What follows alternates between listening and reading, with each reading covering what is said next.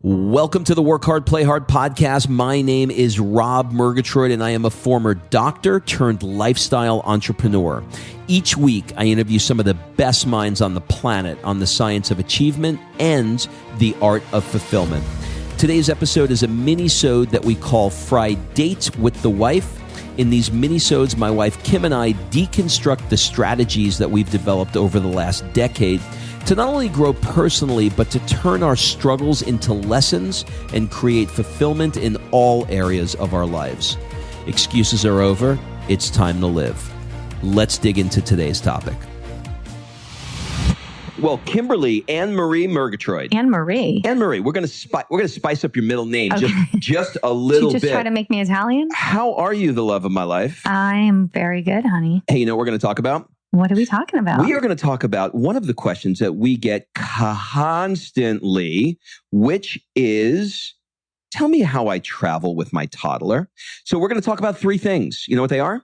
I know you're going to tell me. I am going to tell you. The first thing we're going to talk about is our strategy with booking the right flights and what to do for pressure issues. And is that baby pressure issues or is that air pressure issues? All around pressure.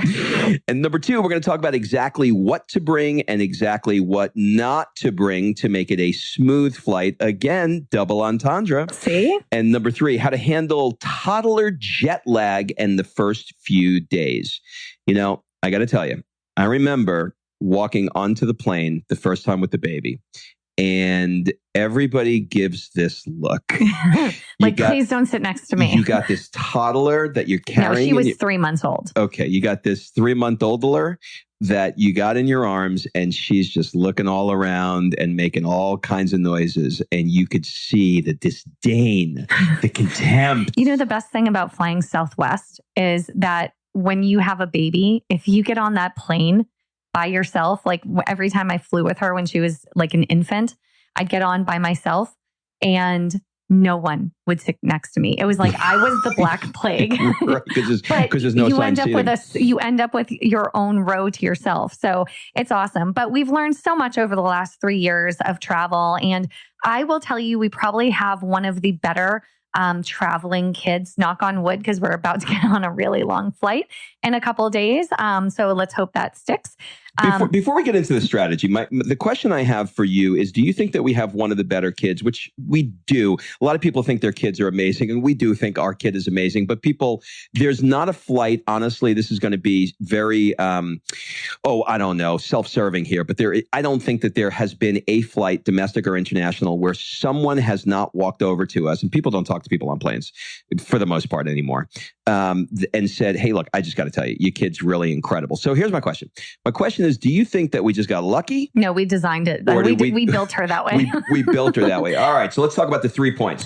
The first one is our booking strategy and flying tips. So tell me about that. Okay. So whenever we book a flight, especially when she was little. So a lot of this is going to be a little bit different when you have an infant versus a toddler. So when I had Sophia as an infant flying, I would say up until about 2 years old, I would try to book flights that were either earlier in the morning, late at night, sometime when I knew she'd be taking a nap in general. Like, you know, your kid's schedule, they nap at the same kind of time, give or take, and feeding time, that kind of thing. So I would always try to book it around that.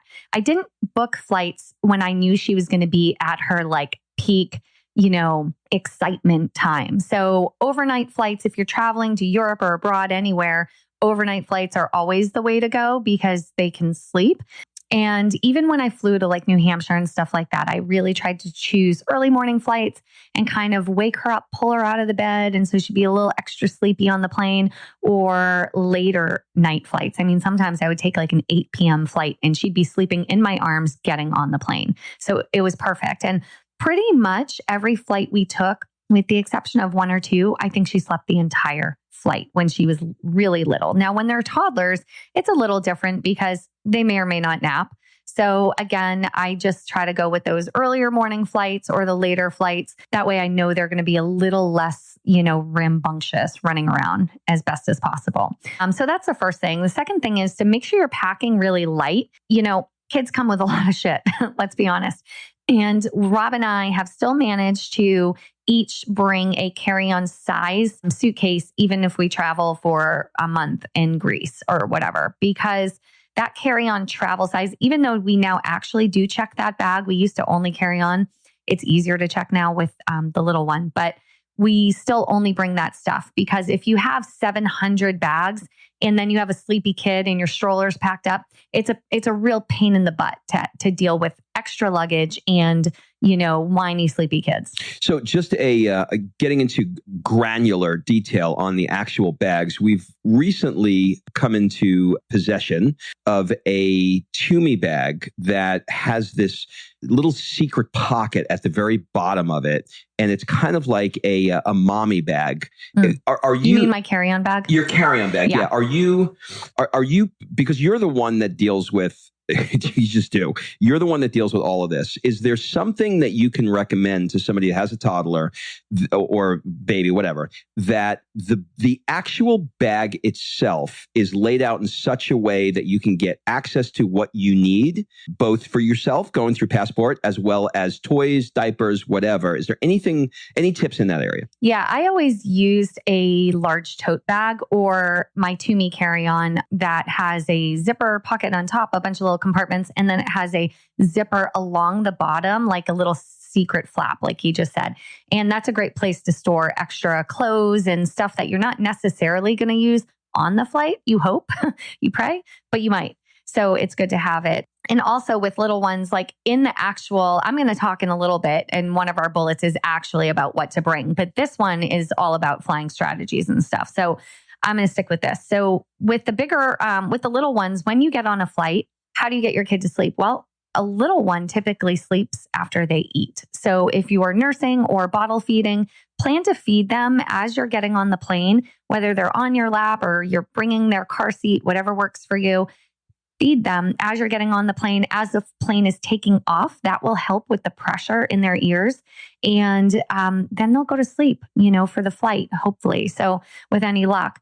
And if you can, feed them again on the descent, because that's another time the ears start to pop. And that's when all the kids on the plane start crying.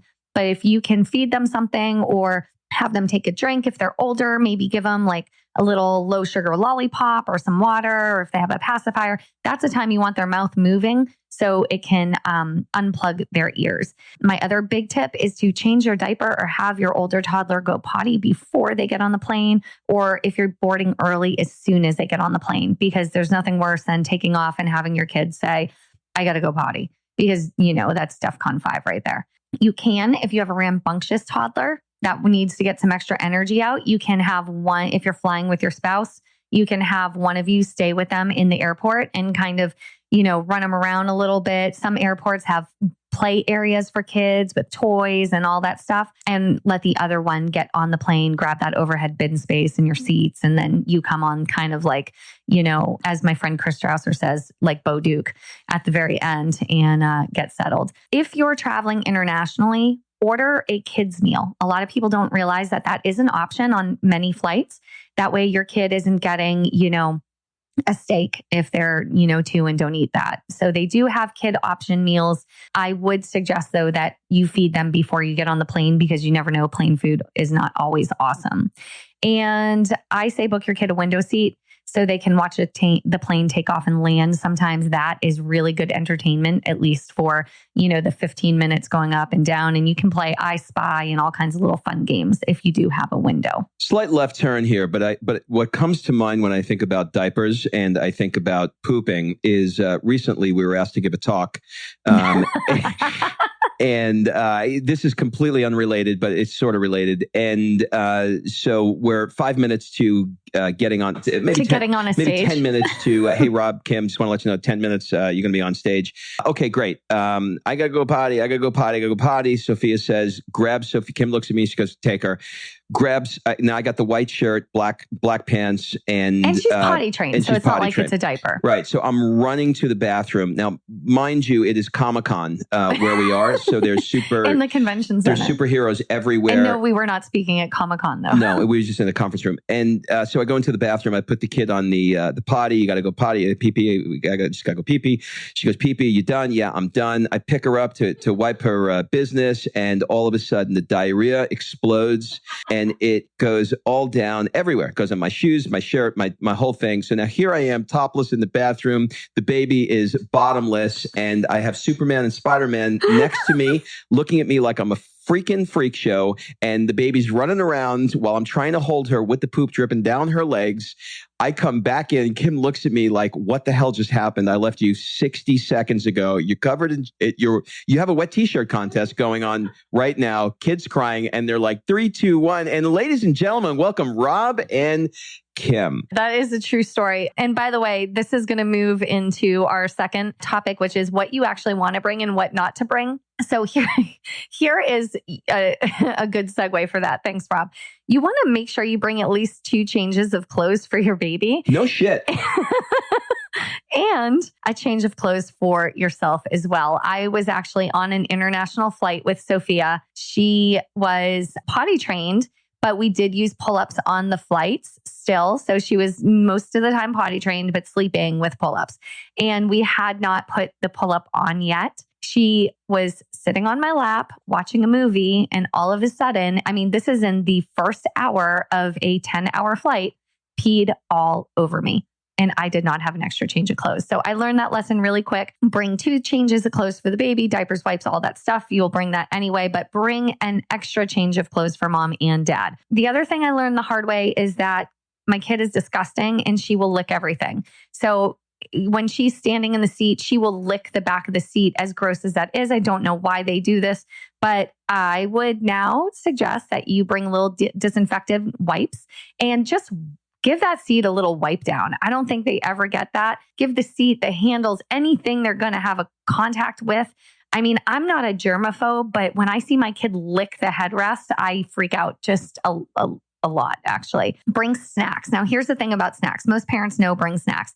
But when I look over and I see a parent giving a kid candy on an 8-hour flight, I kind of want to throat punch them a little bit, because that's going to, it's like, here's a bunch of sugar, here's Halloween to keep you quiet, and sit still. Like, that's not going to work out. So let's. Oh, it keeps them quiet for the time that they're chowing down the Snickers bar. Yeah. And then we're all going to die. Yeah, we're all going to die. So if you want to protect yourself and the well-being of your fellow passengers, go ahead and bring non-sugary food for your kid to snack on. You can do it, like I'll do dried apples and stuff like that, but it's just leave the sugar and the juice and that kind of like instant high at home. Random exception to the no sugar rule. I don't know if you've done this or you told me about this or somebody else did it, but make cookies for your fellow passengers around you and hand them out to people. If you know that, you're going to have a baby, that's brand. Not if you know you're going to have a baby. You pretty much know you do have one with you. I mean, if you know your child is maybe potentially not going to be great and you want to be a little bit gracious, make some cookies, put them in a little bag with a note. It's my first flight or something like that. I thought that was a cute little story. Yeah, we've actually had someone do that. I never did that. Apparently, I'm not that nice, but I just really try to make sure my kid is not that, crazy kid on the plane. And by the way, if they are, so what? It's all going to work out. And they feel your energy, by the way. So if you're jacked up, if you're the person that goes to the airport and you're crazy and you're yelling at the person giving you a ticket and you're, insulting the TSA agent under your breath and you're all this negative, horrible travel energy, then your kid imprints and feels that and will be an a-hole. So don't do it. Such a good point. And I'll tell you, and I'm guilty of this, and I have to get better at this. You have to manage your own state. And I think we're also busy when we're getting ready to the airport, when we're getting ready for the airport. There's so many things going on. There's, we got to check the bags, we got to, et cetera. So our stress levels are higher to begin with. And then when you have a kid that's going, mommy, mommy, mommy, mommy, mommy, it gets higher. You have to channel, I think, your inner Zen and make one of your outcomes. My outcome is going to be to enjoy the process of traveling with my child. Set that as your outcome so that that's the frame or the lens in which you look through the day. And by the way, here's another little tip, and it's not what to bring, but I mean, bring your positive mental attitude, I guess, because one thing that I love about having a kid really, but especially traveling it's such a great teaching moment in so many areas of their life. So we taught Sophia very young, when she walks on a plane, she greets the flight attendants. Whoever's greeting her, she says hello back. She says hello to anyone that, waves at her. She's not, we're trying to teach her to be polite to everybody. And so what we now have is a kid that basically walks up the aisle and says hello to every single person on the flight. She's the pilot. Yeah, thanks for coming. Listen, she has been in the pilot cockpit many times. But as a random note, this is completely unrelated and a side thing, but I meant that we didn't talk about this. I don't know if you were on the flight with me or this was separate. The pilot, there was a pilot that was deadheading on the flight, going to, I think it was LA. He did food service. Oh, that's interesting. Never saw anything like that. Total random aside. Totally, but it just made me think of it. I'm sorry. Okay. I did just squirrel. Oh my gosh. So I do think it's a great teaching moment. Little things like, in Atlanta, we have a massive airport and you have to take this train to go from station to station, terminal to terminal. Which is called Tayo. That's my point. So instead of making it like, oh my God, we got to get on a train, we got to rush and it's like this crazy thing. There's a TV show for little ones called Tayo, Tayo. Tayo. He's a friendly little bus. Okay, so there you go. We will say to her, okay, we're going to get on Tayo now. And we made it fun for her. Like she really thinks she's on Tayo. And it's so exciting for her. And now she knows, Mommy, do we have to get on Tayo? So little things that you can do, play I Spy with them in the airport. Make it fun. Get there a little extra early so you're not crazy and you're not rushed. By the way, if you need to get the TSA or clear, that thing will zoom you to the front of the line. If you get TSA pre and clear, you're golden going through any security. So for those of you that say, I have clear, where the hell is it? The company went bankrupt and somebody else bought them, and your membership is still in the system. So if you see it, all I had to do was just put my fingerprint in and it was all taken care of, and there's no extra fees. They gave you one free year. Yeah. Little power travel tip. Okay. Yeah. What to bring and what not to bring. Like I said before, we got on a little tangent there, but hydrate your kid on the plane. Okay. Make sure they're drinking water, not fruit juice. I actually bring a little electrolyte replacement that's like lemon lime flavored or grape or something. And it's like a healthier, non-crappy version of Gatorade. And I give that to her because the plane is very dehydrating, especially if you're going a long time.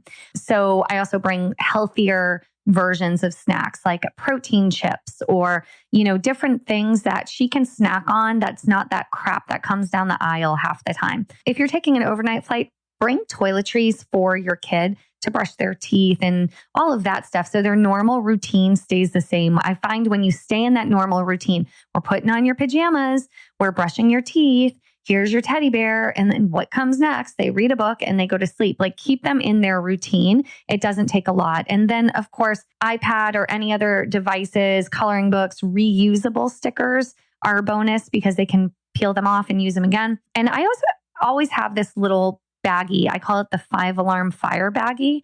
And that's when shit hits the fan or we're doing like double flights. And I always try to book flights internationally with the least number of stops because that's never fun. Even if I'm paying a little bit, listen, I'm either going to pay in a cranky, tired kid or I'm going to pay a little extra and have less stops. I'd rather do that. But if you do have some stops and they're getting a little cranky, having a little side bag that's like your oh shit bag.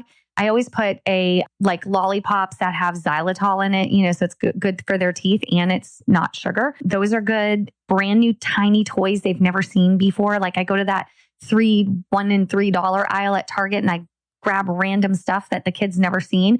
And that always changes their state. New coloring book, new stickers, and anything new, shiny and new. Like that's your shit's hitting the fan, pull it out. Look, daddy has a new toy. And it most of the time works. Now, what not to bring? We already said sugary foods. Don't bring toys that make noise. There's nothing worse than being on a flight listening to your kid's toy sing Frozen, like the Moana Never microphone. buy a toy that makes well, noise. That's not going to happen. But like a Moana microphone or something like that sings, like your kid can't control themselves to not press the button. So don't bring those toys on the plane. Don't bring an iPad without headphones because that's freaking annoying. And it's annoying to everybody around you.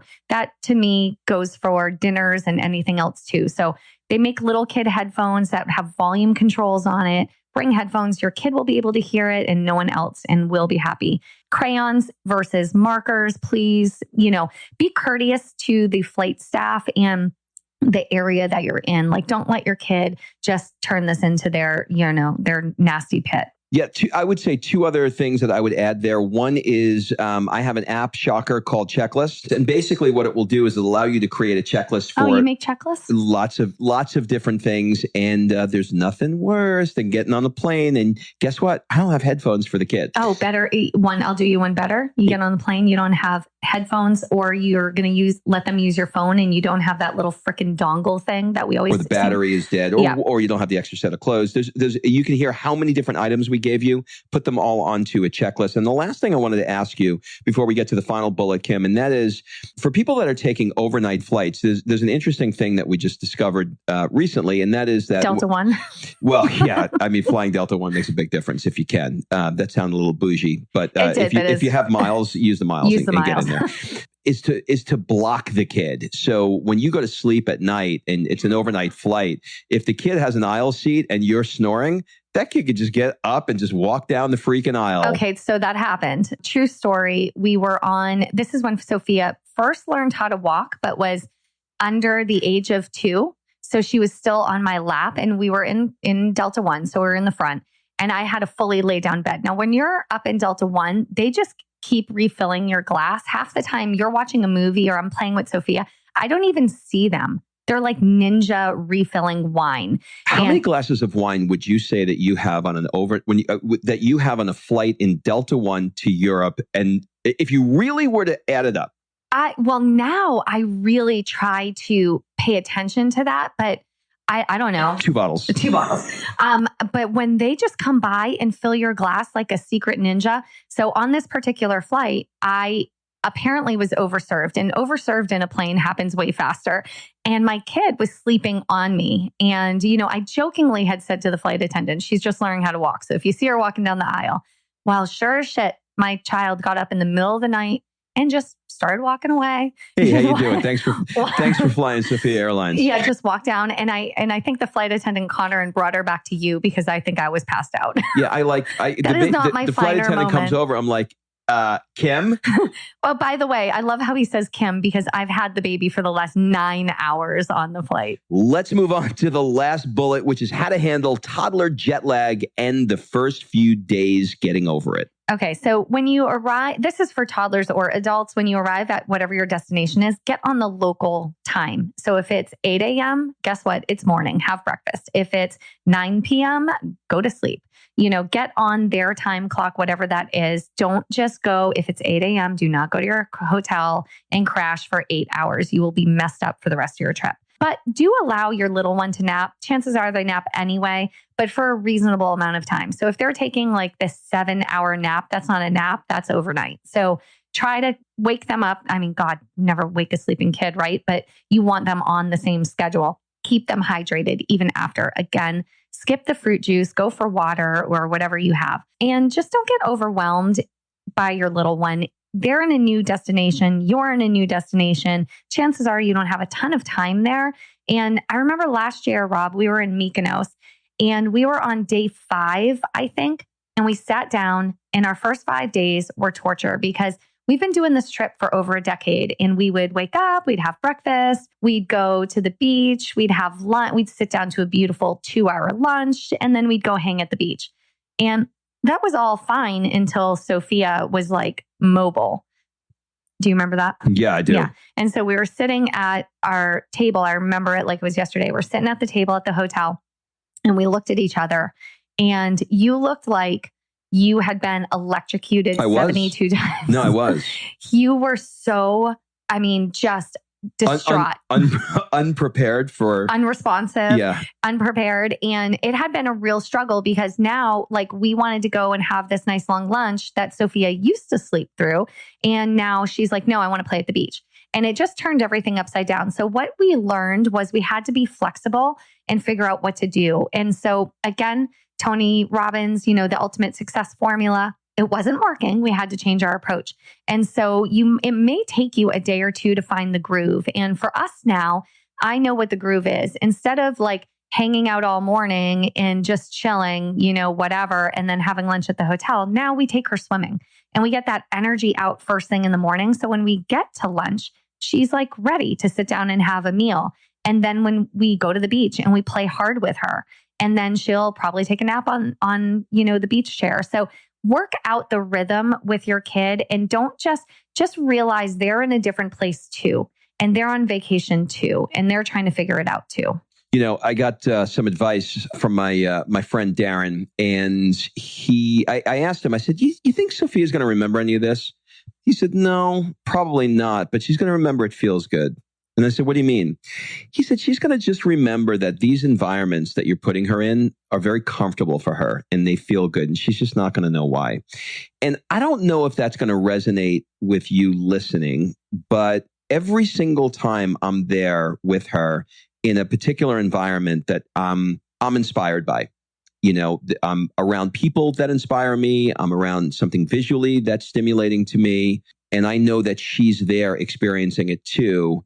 And I start to think, is she even going to remember this? I remember that she's going to feel comfortable in this environment. So let that one sit. That's a really, really good one. It imprints on their soul. No, she's not going to remember. Imprints on their soul. But it imprints on their soul and makes her a better human. The other thing I think is important is that it's their vacation too.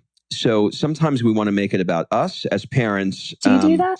Yeah, I do. But it is their vacation too. So you want to carve out time that if it's, if you go into a beach location, that you take the time to build sandcastles, but also it's your vacation. So at night, hire a babysitter. This weekend, we're headed to Barcelona and we've got babysitters that are set up so that, we have a day with Sophia. And then at the end of the day, we're going to go out and, enjoy it. And there's going to be a babysitter and everything is going to be just And by fine. the way, she's going to be exhausted by 8 p.m. anyway.